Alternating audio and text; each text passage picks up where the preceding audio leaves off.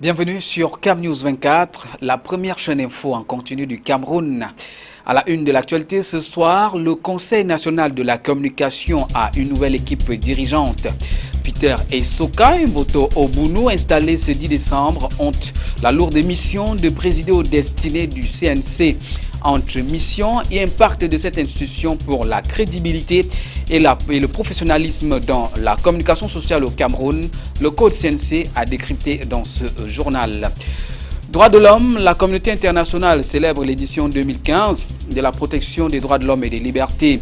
Dans un contexte de guerre contre Boko Haram, quel est l'état des droits de l'homme au Cameroun? Analyse et décryptage des rapports 2015 d'Amnesty International et de la Commission nationale des droits de l'homme et des libertés au menu de votre journal.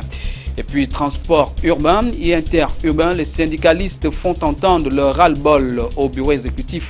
C'était en marge de l'Assemblée générale tenue ce jour à Douala.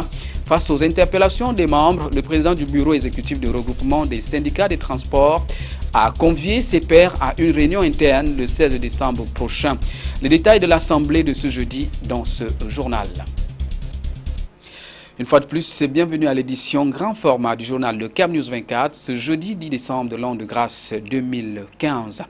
Conseil national de la communication, l'équipe dirigeante est aux commandes. Peter Esoka et Jean-René Mboto Obunu, respectivement président et vice-président du Conseil national de la communication, ont été installés ce jeudi 10 décembre 2015 à Yaoundé par le Premier ministre chef du gouvernement. Le compte rendu de Salmon Foué et Marcel Bondouaba. Nommé le 27 novembre 2015 à la suite d'un décret du chef de l'État, Peter Esoka et son adjoint Jean-René Mboto Obunu ont été officiellement installés ce jeudi aux commandes du Conseil national de la communication. Peter Esoka, confirmé au poste, assurait l'intérim, faut-il le rappeler, depuis le décès, le 4 juin 2014, de Monseigneur Befeu Ateba. Il est à préciser également que suite au décret numéro 2012/038 du 23 janvier 2012 portant réorganisation du Conseil national de la communication, le dit Conseil officie désormais comme un organe de régulation et de consultation doté de la personnalité juridique et d'une autonomie financière. À ce titre, le Conseil national de la communication veille au respect de la liberté de la communication sociale en conformité avec la Constitution. Il émet un avis conforme sur les dossiers de demande de licence, de création et d'exploitation des entreprises privées de communication audiovisuelle, ainsi que sur les rapports du gouvernement relatifs à l'assignation des fréquences audiovisuelles. Conformément à ces prérogatives, le Conseil peut donner des avertissements et infliger des sanctions à l'encontre des entreprises ou des professionnels de la communication. Les sanctions concernées peuvent être soit une suspension temporaire d'activité pour une période n'excédant pas 6 mois ou encore l'interdiction définitive d'activité. Alors, on a commencé à organiser des séminaires d'éducation. Nous avons même contacté certains milieux internationaux pour voir si ils pouvaient nous trouver des places ailleurs pour que certains journalistes partent à l'étranger pour continuer leurs études, leur formation. Comme on peut le constater, le Conseil national de la communication est doté d'importants pouvoirs pour faire respecter l'éthique et la déontologie en matière de communication sociale au Cameroun. Journée mondiale des droits de l'homme 2015. À présent, garantir les libertés fondamentales et protéger les droits humains de tous. La célébration a eu lieu ce 10 décembre. Pour l'occasion, Ban Ki-moon, le secrétaire général de l'Organisation des Nations Unies, invite la communauté internationale de s'engager de nouveau à garantir les libertés fondamentales et à protéger les droits des humains de tous. Quelques repères historiques de cette journée et le rythme d'innovation qui accompagne sa célébration au fil des ans. C'est avec Sébastien Donald Agnusoa. C'est en 1950 que l'Assemblée générale des Nations unies a proclamé le 10 décembre Journée des droits de l'homme afin de promouvoir auprès de tous les peuples la Déclaration universelle des droits de l'homme, idéal commun à atteindre par tous et par toutes les nations. La Journée des droits de l'homme 2015 est consacrée au lancement d'une campagne qui marque le 50e anniversaire des 2 pactes internationaux inhérents aux droits de l'homme. Il s'agit du pacte international relatif aux droits civils et politiques et de celui rattaché aux droits économiques, sociaux sociaux et culturels qui ont été adoptés par l'Assemblée générale des Nations unies le 16 décembre 1966. Les deux pactes ainsi que la Déclaration universelle des droits de l'homme forment la Charte internationale des droits de l'homme, énonçant les droits civils, politiques, culturels, économiques et sociaux qui sont les droits de tous les êtres humains. La campagne Nos droits, nos libertés, toujours, vise à promouvoir par voie de sensibilisation ces différents pactes qui fêtent leur 50e anniversaire. La campagne qui durera toute l'année est centrée sur le thème des droits et libertés, la liberté d'expression, la liberté de religion, celle de vivre à l'abri du besoin et la liberté de vivre à l'abri de la peur, sur lesquelles se fonde la Charte internationale des droits de l'homme. Ces droits et libertés sont aussi pertinents aujourd'hui qu'ils l'étaient lorsque les pactes ont été adoptés il y a 50 ans. Cette année 2015, Amnesty International et la Commission nationale des droits de l'homme et libertés du Cameroun ont dénoncé dans leurs rapports respectifs les violations des droits des populations civiles par les forces de défense et de sécurité nationale dans le cadre de la guerre contre Boko Haram. Suivons plutôt. La guerre contre Boko Haram au Cameroun avance avec beaucoup de tact et de dextérité de la part des forces de défense nationales, soutenues par la force mixte multinationale. Mais face à un ennemi asymétrique et une rage de le vaincre, certaines exactions sont commises contre des populations civiles, souvent considérées comme des présumés membres de la secte islamiste. Les rapports d'Amnesty International et de la Commission nationale des droits de l'homme et des libertés du Cameroun de 2015 incriminent les forces de défense nationale qui, selon ces rapports, violent certains droits des populations civiles victimes des exactions de Boko Haram. Il s'agit des arrestations en masse, des détentions arbitraires de mineurs conduisant à la mort de certaines victimes, des extorsions et destructions de biens suscitant la colère et le ras-le-bol de certaines populations qui sont descendues dans les rues de l'extrême nord à 2 reprises. Ainsi, pour restaurer la confiance et la franche collaboration entre les forces de défense et les populations, le ministre délégué à la présidence de la République en charge de la défense a radié récemment quelques brebis galeuses des rangs de l'armée. Car s'il y a violation des droits de l'homme par ceux qui sont censés protéger les populations, la guerre contre Boko Haram risque de traîner de lourdes conséquences. Et là, les institutions en charge de la défense des droits de l'homme ne feront que leur travail. Il faut donc éviter le recours excessif à la force dans l'optique de faire feu de tout bois en cherchant les affidés et complices de Boko Haram. Assemblée générale de l'ordre des chirurgiens dentistes quand le mercantilisme envahit un corps de métier. Le ministre de la Santé publique, André Mamafouda, a présidé ce jeudi à Yaoundé les travaux de la dite Assemblée générale. La conjuration des pratiques qui n'honorent pas la profession était au centre des échanges. Les détails avec Salomon Foué, Marcel Vando et Michel Ateba pour le récit.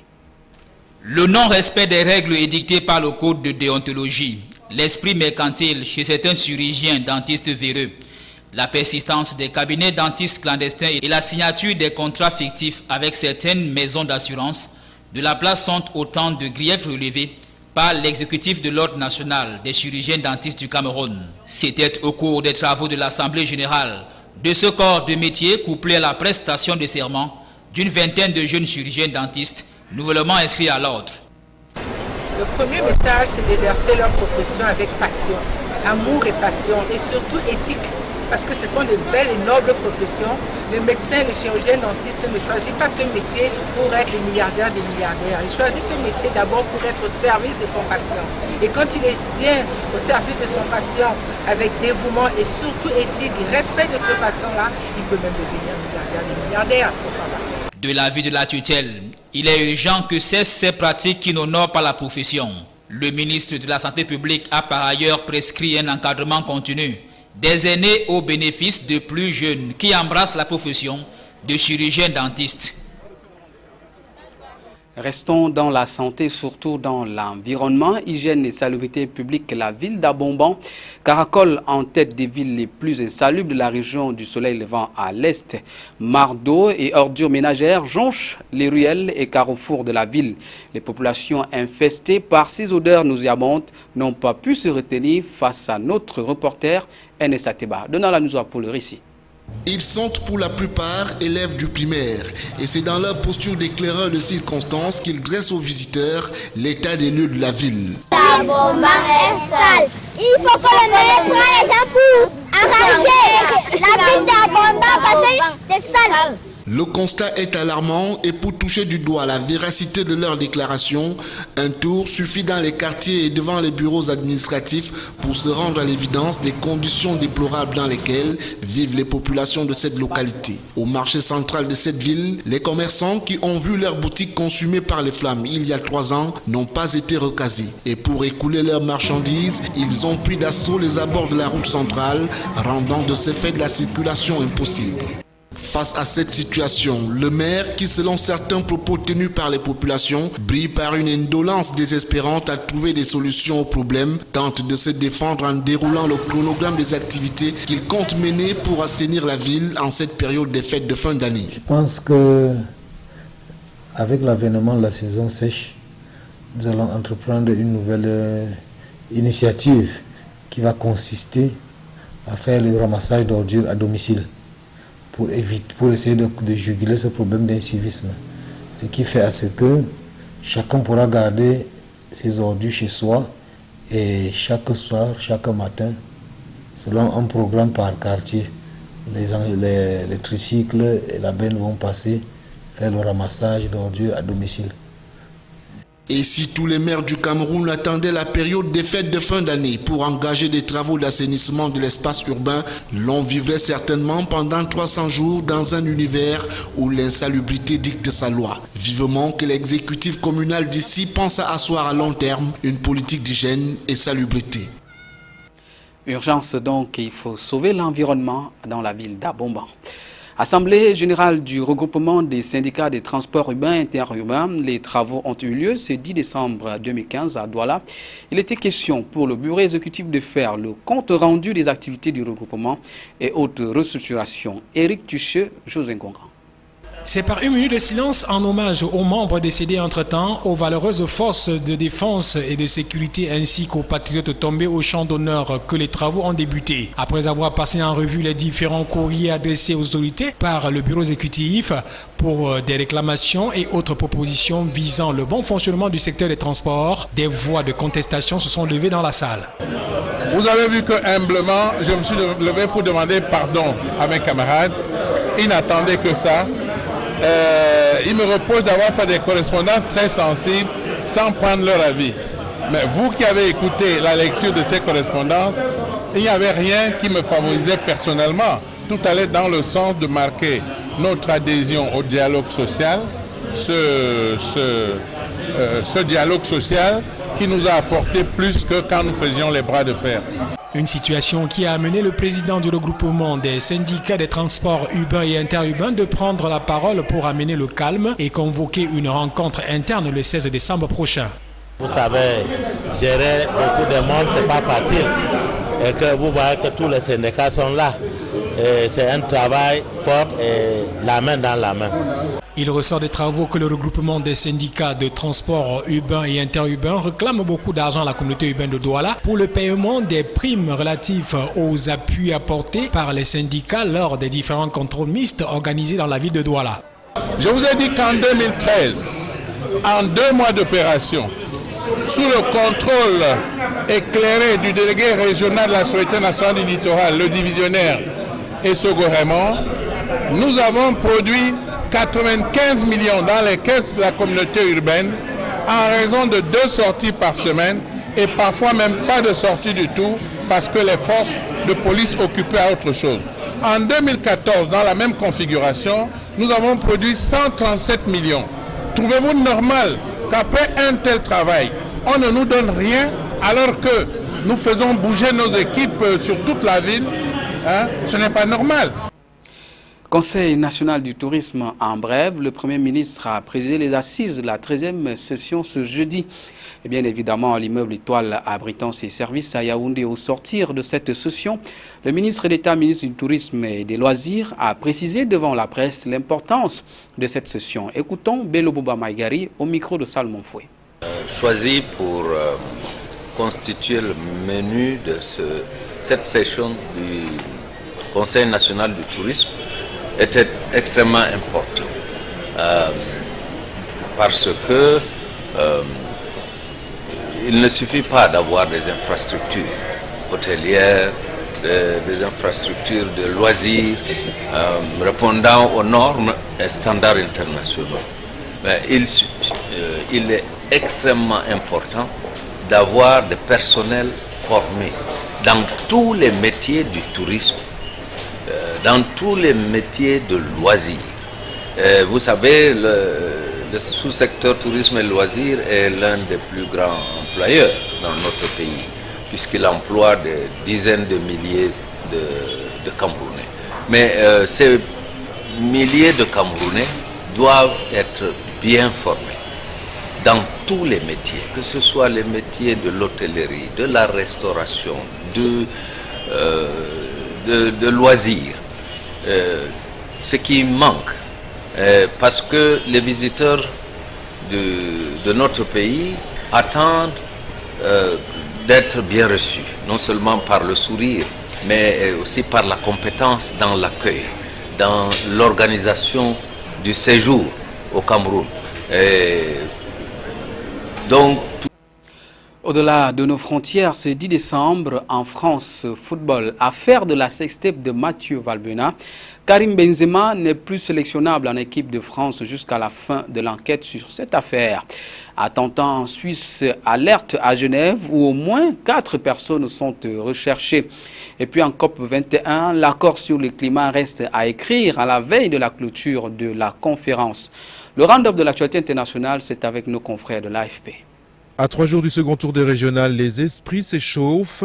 En Ile-de-France, où la droite est au coude à coude avec le PS, colère et indignation de Valérie Pécresse après que la tête de liste socialiste, Claude Barthelone, a évoqué la race blanche, allusion aux déclarations de Nadine Morano.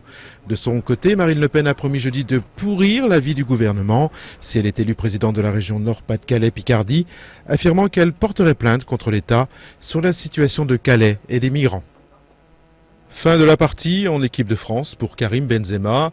L'attaquant vedette mis en examen dans l'affaire de la sextape a été écarté des Bleus par la Fédération française de football.